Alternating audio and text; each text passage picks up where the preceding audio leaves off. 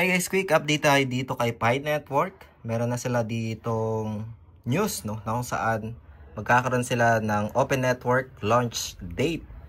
Same date din yung listing neto kay OKX, which is, ayan na, meron ng announcement, February 20, 8 AM UTC. And isa ito sa malaking update doon sa mga may Pi, no, Pi believers. Ginawan ko to ng update 4 years ago sa ating YouTube channel, ayan. And congrats kagad kung magkakaroon man sila dito ng distribution. And today, pag-uusapan natin yan guys, no? Ito yung gamit natin na application. Dito rin siya malilist. Pero bago tayo dito magsimula, kung hindi nyo pa na-like itong video na ito, please like this video first. Subscribe nyo yung YouTube channel natin, turn all the bell icon para ma-notify kayo dito sa mga updates natin na ginagawa sa ating YouTube channel guys, no? Meron nga ditong update na kung saan mga pioneers, no, Open Network will launch at 8 AM UTC sa February 20. And with millions of KYC verified pioneers and a thriving utilities-driven ecosystem, Open Network expands available opportunities which allows pioneers to connect Pi with external systems for use in real world guys, no? So, ito, ginawa natin ang update I think 4 years ago. Marami ding mga disappointed dito kasi ang tagal na walang update. Kaya ito, sana naman ay magkaroon ng magandang launch at listing event, no, if ever man. So, dito nga guys, ang kailangan nyo lang siguro gawin dito, puntahan natin yung pinaka-details.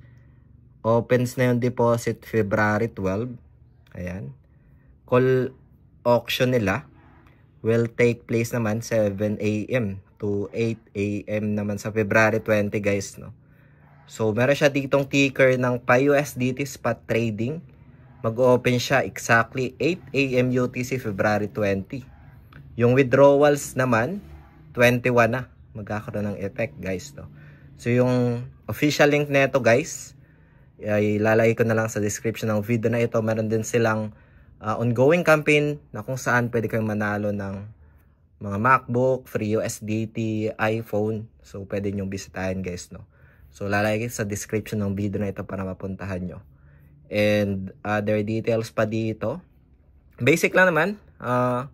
Same rules kung paano dito nagkakaroon ng event listing. So, no market orders allowed. Each limit order must not exceed ng 10,000 USD in value. For each user's maximum net position size must not exceed 10,000 USD in value, no.